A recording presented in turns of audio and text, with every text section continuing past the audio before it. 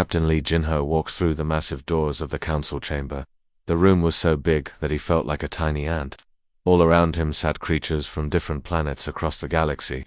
Some had skin that glowed with strange lights. Others looked like giant insects with hard shells. A few were made of pure energy, floating and sparkling in the air. The emergency meeting had brought together representatives from every corner of known space. Ginho had never seen so many different types of aliens in one place. Some breathed through gills, others through tubes in their necks. The air itself had been specially mixed so all these different creatures could survive in the same room. "Human," said a voice that sounded like wind through caves. Ginho looked up to see Counselor Vexti. She looked like a giant snake, but with arms and intelligence in her ancient eyes. Her body coiled around the speaking platform in the center of the room. "We offer you what others would call suicide." Ginho said nothing. He was good at staying quiet and listening. It was one of the things that made humans different from other species.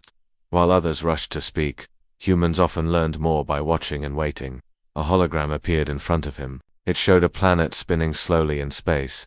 The world looked angry. Red storms covered most of its surface. Black continents stuck out like infected wounds. Lightning flashed constantly between massive clouds. Even from space, the planet looked like it wanted to kill everything that came near it. Numbers began scrolling next to the planet image. 47 expeditions had gone to this world. 0 had returned. The best warriors, scientists, and explorers from dozens of species had tried to land on this planet. All had died. "The Devourer swarm approaches our outer systems," Vexti continued. Her voice was calm, but Jinho could hear worry underneath. "Our defensive grid requires quantum crystals found only on this world. We have exhausted all conventional options." Jinho studied the planet more carefully. Other species had sent their strongest fighters, their smartest scientists, their most advanced technology. All had failed. The planet was called Cathoraseven, and it had become known as the Graveyard of Heroes. From somewhere in the chamber came a sound like broken glass being ground together. It was laughter, but not the kind humans made. An insectoid delegate, looking like a praying mantis the size of a small car, was making the noise. "Send the weakling species." It clicked through its translator device. Perhaps their corpse will provide useful data. Other aliens joined in with their own forms of laughter. Some chirped like birds. Others made harmonic sounds like broken music. A few just flashed different colors. All were laughing at the idea of sending a human to do what their greatest champions could not. Ginho stepped forward. The laughter slowly died as the aliens realized the human was going to speak. "I'll need standard survival gear and a basic shuttle," he said in a calm voice. "No weapons, no combat suits. When do I leave?" The massive chamber became completely silent. Even the energy beings stopped their constant flickering movement. Hundreds of alien eyes, sensors, and consciousness fields focused on the small human. Standing in their midst, Vexti uncoiled slightly from her platform. Her ancient eyes studied Jinho with something that might have been surprise. "You accept?" she asked. Her voice carried disbelief that this tiny creature would volunteer for certain death. "I accept," Jinho replied. His voice was steady and calm, like he was accepting an invitation to dinner instead of a suicide mission. "But I have one condition." The aliens leaned forward. "What could this weak species possibly demand?" "When I return with your crystals, humanity gets a seat on this council." The chamber exploded with noise. The insectoid delegate made its grinding laughter sound again, louder this time. Bird-like creatures chirped in what sounded like amazement. The energy beings flashed rapidly in patterns that probably meant they found the humans' confidence hilarious. Some aliens were making sounds that their translators couldn't even convert into words. Others were communicating in ways humans couldn't detect, but Jinho could tell they were all sharing the same thought. This human was either incredibly brave or incredibly stupid. Only Counselor Vexti remained quiet during the chaos. Her serpentine form stayed perfectly still as she studied Ginho with eyes that had seen the rise and fall of civilizations. She had lived for thousands of years and had learned to recognize something special when she saw it. The laughter and noise slowly died down as the aliens realized their counselor was not joining in their amusement. "Very well, Captain Lee Jinho," Vexti said finally. Her voice carried the weight of an official decision. "Prove your species' worth." Jinho nodded once, turned, and walked toward the chamber doors. Behind him, he could hear the aliens beginning to talk among themselves in dozens of different languages and communication methods. Most were already planning to watch his death from their safe ships in orbit around KYTHARA-7. None of them understood that they had just made a deal with a species that had survived ice ages, plagues, wars, and every disaster their own planet could throw at them. Humans had a particular talent that other species had never developed. They never knew when to give up. The small shuttle shook violently as Captain Lee Ginho flew it down toward Kithara 7. The metal walls made terrible groaning, sounds like they were being twisted apart. Through the front window, he could see drops of acid rain hitting the glass and leaving burning marks. The rain was so strong that it looked like someone was throwing liquid fire at his ship. His control panels were going crazy. Red warning lights flashed everywhere. The electromagnetic storms around the planet were messing with all his equipment. Nothing was working properly. Below him, the planet's surface moved and twisted like it was alive and angry. Jinho had to land fast before his shuttle fell apart completely. As he got closer to the ground, he saw huge towers of what looked like coral reaching up toward him. But this coral was different from anything on Earth. It had tentacles that moved and grabbed at his ship like hungry arms trying to catch food. The landing was rough. His shuttle crashed into the ground and made a big crater.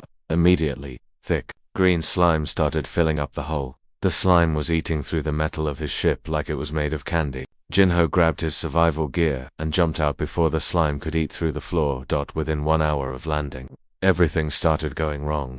A plant that looked like a normal tree suddenly shot sharp crystal spikes at his communication equipment. The spikes were so accurate that they hit exactly the right spot to break his radio. Now he could not call for help or talk to anyone in space. 1 hour later, his water cleaning machine stopped working. The air was full of acid that had dissolved all the important parts. Most aliens would have died by now. Their survival suits would have been eaten away by the acid air, but Jinho was still alive and thinking clearly.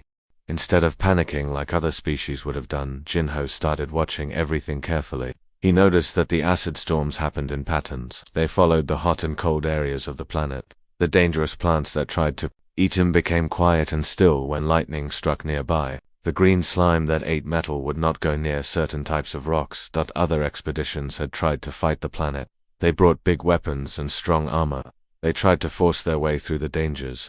But Jinho did something different. He started learning how to work with the planet instead of fighting it. He took pieces of metal from his broken shuttle and made simple tools with his hands. For his first shelter, he found the skeleton of some huge dead animal.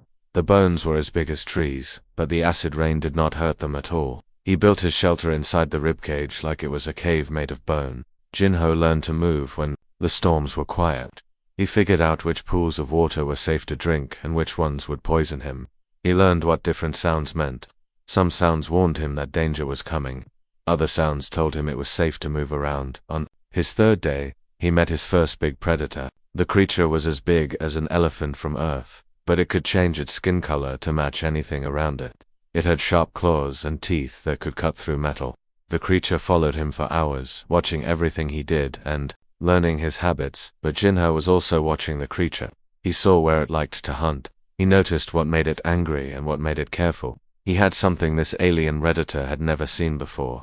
Humans had learned patience and smart. Thinking over millions of years of evolution, other species might be stronger or faster, but humans were very good at solving problems. When the creature finally decided to attack, Jinho was ready. He did not try to fight it with weapons or run away. Instead, he tricked it. As the creature charged at him with its claws ready to kill, Jinho jumped to the side at exactly the right moment. The creature could not stop itself and fell right into a pool of the green slime that ate metal. The creature screamed as the slime started dissolving its skin.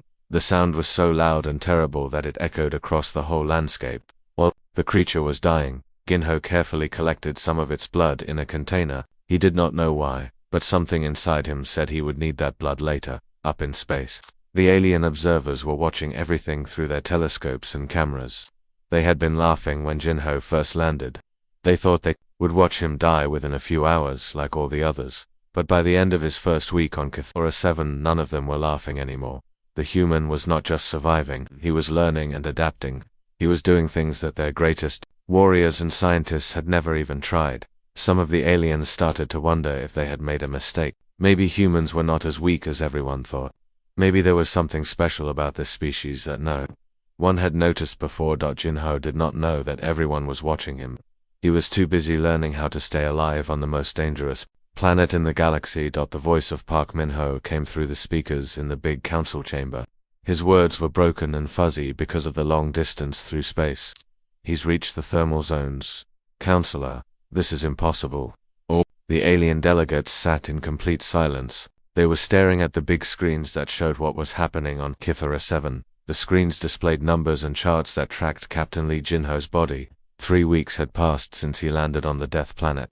Not only was he still alive, but he seemed to be getting stronger. That the bio-readings on the screen showed things that should not be possible. Jinho's body was changing and adapting in ways that no known species could do. His heart rate was steady. His blood was clean. His brain activity showed he was alert and thinking clearly. Every other species that had gone to this planet was dead. Within days, down on the planet's surface, Jinho had learned something amazing about his own body. Humans on Earth could live almost anywhere. They could survive in the frozen Arctic where everything was ice and snow. They could live in hot deserts, where there was almost no water. They could live in mountains where the air was thin, and in jungles where everything was trying to eat them. But on Kithara 7, this human ability worked even better than on Earth. His kidneys were cleaning poisons from his blood that would kill any other species instantly. His lungs had learned to breathe the thin air that was full of dangerous chemicals. His stomach could digest plants from this alien world that were like poison to other creatures.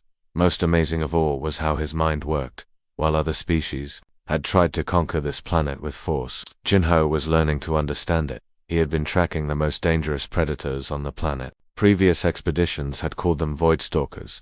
They were huge creatures that hunted in groups like wolves on Earth. They were smart, fast, and deadly. Every military force that had encountered them had been completely destroyed, but Jinho did something different. Instead of running away or trying to fight them, he watched them carefully. He studied how they moved, how they communicated with each other, and how they worked together as a team. He learned which one was the leader, and how the others showed respect to her. When he finally met the pack face to face, Jinho did not show fear. He also did not show aggression or challenge them. Instead, he showed respect. He had learned their body language by watching them for days. He knew how to move his hands and position his body to show he was not a threat. He had also learned how to prove he was useful instead of just another competitor for food and water. Jinho shared food that he had gathered from the planet. He had learned which plants were safe to eat and which water sources were clean. He showed the pack these discoveries, proving that he could help them survive better instead of making their lives harder. The leader of the pack was a female void stalker with many scars on her hide. She was as big as a small spaceship and had lived through many battles. Her intelligence was obvious in her bright, calculating eyes. After watching Jinho for several hours, she made a decision that shocked everyone watching from space. She accepted him into the pack. Up in the council chamber, the insectoid delegate made a sound like breaking glass. It was trying to say impossible, but its voice was too weak with shock. On the screens they could all see live video of Jinho walking alongside creatures that had killed the galaxy's best soldiers and warriors. The Void Stalkers were treating the human like he was one of them. The big female walked beside him, sometimes touching him gently with her massive claws to guide him to safer paths. The other pack members brought him food and shared their water sources. Counselor Vexty had not moved from her coiled position. For over an hour her ancient mind was working through this impossible situation. "Perhaps we have underestimated the human's greatest weapon," she said finally. Park Min-ho's voice came through the communicator again, which is, Vexty's eyes were fixed on the screen showing Jinho laughing as a young void stalker playfully nudged him with its nose. The human was not just surviving on the most dangerous planet in the galaxy, he was making friends with its deadliest inhabitants. "They adapt to anything," Vexty said slowly, "and they never give up." Other delegates began making quiet sounds of agreement. Some were clicking, others were humming, and a few were flashing different colors. They were all starting to understand that they had been completely wrong about humans. On the screen, Jinho was teaching the Void Stalkers how to make simple tools from the metal pieces of his shuttle. In return, they were showing him secret paths through the most dangerous areas of the planet. For the first time in galactic history, a species was not trying to conquer Kithara 7. Instead, they were learning to live with it, and somehow, impossibly, it was working. The aliens were beginning to realize that humans might be the most dangerous species in the galaxy for a completely different reason than they had ever imagined. The quantum crystals were buried deep under the ground 3 kilometers below the surface of Kithara 7. Jinho had to go down through dark tunnels and caves that glowed with strange electric light. The walls pulsed with energy like a giant heartbeat. Something very big had carved these passages long ago, leaving smooth walls that curved and twisted deep into the planet. Walking beside him was his Void Stalker friend. Jinho had given her a name, Kim Sora, after his sister back on Earth. Massive creature moved quietly on her big paws, making no sound even though she was as big as a truck. Her eyes glowed in the dark, helping them both see where they were going. All the other expeditions that had come here before had done things the wrong way. They brought explosives to blast through the rock. They sent mining robots to dig and take whatever they wanted. None of them had succeeded. They all died when they met the Guardians. The first Guardian that Ginho saw was like nothing he could have imagined. It was made of living crystal that sparkled and glowed with its own light. Electric energy flowed through its body like glowing blood. The creature was 40 meters tall, as big as a building. It was older than anything Jinho had ever encountered, maybe older than human civilization itself. When the Guardian spoke, it did not use words. Its thoughts pressed directly into Ginho's mind like a huge weight. Why do you disturb the Heartstones, small flishting? Instead of running away in terror or trying to fight this impossible creature, Ginho did something unexpected. He sat down on the cavern floor. He pulled out the simple notebook he had made from scraps of his shuttle. Using a piece of charcoal, he began to draw a picture of the Guardian. He drew its beautiful crystal body, the way the electric energy flowed through it like rivers of light. He made notes about how intelligent it was, how it seemed to be part of the cavern's living system. He was showing respect for this ancient being. I need only a few crystals to save my people and many others from death. Jinho thought back to the Guardian. The Void Stalkers had taught him how to communicate with his mind instead of just his voice. I do not wish to harm your world. The Guardian's electric fields began to change colors and patterns. Ginho could feel its emotions, curiosity, ancient memories, and careful thinking. Others came with fire and metal. The Guardian responded. They took without asking. They died without understanding. Jinho spent many hours sitting in the cavern, sharing his thoughts with the Guardian. He showed it memories of Earth, the blue oceans, the green forests, the cities where humans lived. He shared memories of humanity's mistakes, the times when they had damaged their own planet by taking too much without thinking about the consequences. He also showed the Guardian his respect for Kithara 7. He shared how he had learned to work with the planet instead of fighting it, how he had made friends with the Void Stalkers instead of trying to kill them. You are different flesh thing, the Guardian finally said. Show us your need. What happened next had never occurred before in the history of the galaxy. Ginho did not demand the crystals. He did not try to steal them. Instead, he explained exactly why he needed them. He showed the Guardian calculations about how many crystals were required to build the defense grid that would protect many worlds from the Devourer swarm. He also proposed a plan for taking the crystals that would not damage the planet's electric systems. He had studied how the crystals grew and how they were connected to the planet's energy flow. He wanted to harvest them like a farmer harvests crops, in a way that would allow more crystals to grow back later. The Guardians tested him. They asked him difficult questions about the planet's ecosystem. They wanted to know if he truly understood what would happen if the crystals were taken incorrectly. They challenged his knowledge and his intentions. When they were satisfied that Jinho was honest and knowledgeable, they offered him something that no other species had ever been given: partnership. Take what you need, small Guardian, the ancient being said, but return when your people have learned wisdom. This world has much to teach. Jinho carefully began to collect the quantum crystals. He took only exactly what was needed, using the methods he had proposed to avoid damaging the cavern's systems. Kim Sora stood guard nearby, her eyes watching for any danger. The most amazing thing happened while Jinho worked. The Guardians began to sing. Their voices created harmonies that no human had ever heard before. The sound made the cavern walls glow with rainbow colors that shifted and danced like the aurora on Earth. As he placed each crystal carefully in his collection container, Ginho realized that he had accomplished something incredible. He had not conquered Kithara 7. Instead, he had made it his ally. The planet's most dangerous Guardians were now his friends and partners. The aliens watching from space could not believe what they were seeing. A human had succeeded where the greatest warriors and scientists had failed, not through strength or technology, but through understanding and respect. The Great Council Chamber had never been this quiet before. Every alien delegate sat in complete silence, staring at the human who stood before them. Captain Lee Jinho looked very different from the man who had left for Kithara 7 weeks ago. His skin now had ritual scars that the Void Stalkers had given him to show he was part of their pack. His eyes looked deeper and wiser, like someone who had talked with ancient beings that were older than whole civilizations. In his hands, he held a clear container that glowed with bright energy. The quantum crystals inside pulsed with enough power to protect the entire galaxy. But Ginho carried something even more valuable than the crystals. He carried knowledge. The defensive grid can be completed, Ginho said as he placed the crystal container on the central platform. His voice was calm and confident, but more importantly, I bring an offer from Cathera 7's guardians. They want to make a trade agreement with the Council. They will give you quantum crystals in exchange for knowledge about plants and animals from all our different worlds.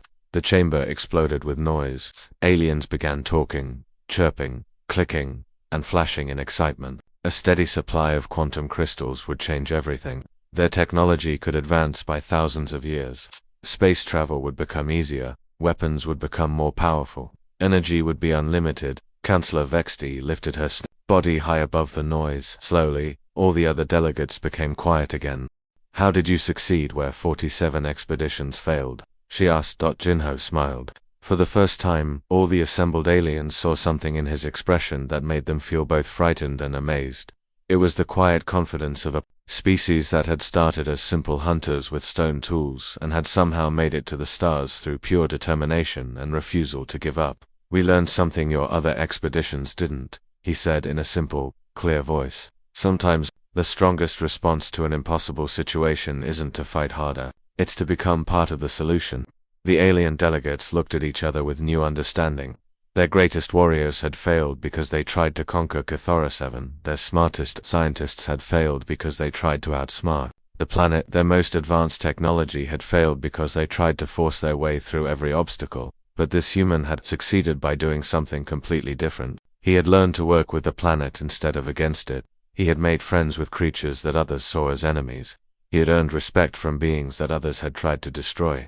3 months later, the Devourer swarm finally reached the outer edges of civilized space. The massive cloud of alien ships that devoured entire planets came crashing into the defensive grid. The quantum-powered shields held perfectly. The swarm's ships shattered like glass against energy barriers that could not be broken. The galaxy was saved. Billions of beings on thousands of worlds continued to live because of the crystals that one human had brought back from the deadliest planet in known space. But saving the galaxy was not what made Li Jinho a legend. He became a legend because he had proven something that changed how every species thought about humans. Humanity's greatest strength was not their weapons or their technology.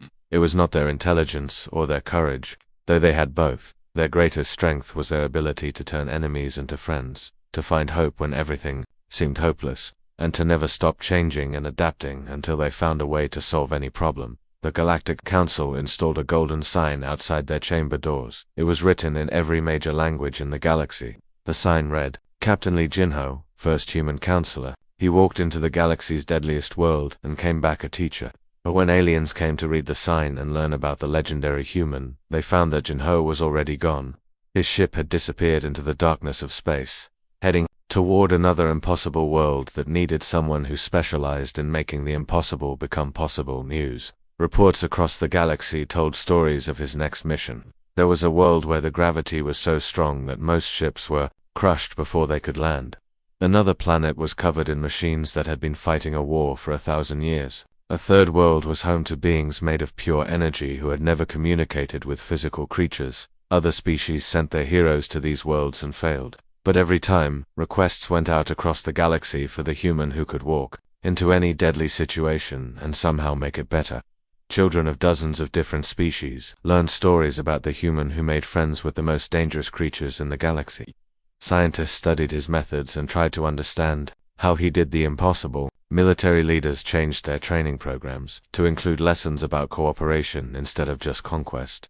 The galaxy had been saved by quantum crystals, but it had been changed forever by something much more powerful. The example of one human who proved that the best way to solve a problem was not to fight it, but to understand it, respect it, and find a way to work together. Humanity had earned their place among the stars, not through superior strength, but through superior wisdom, and Li Jinho had become the teacher who showed the galaxy a better way to live.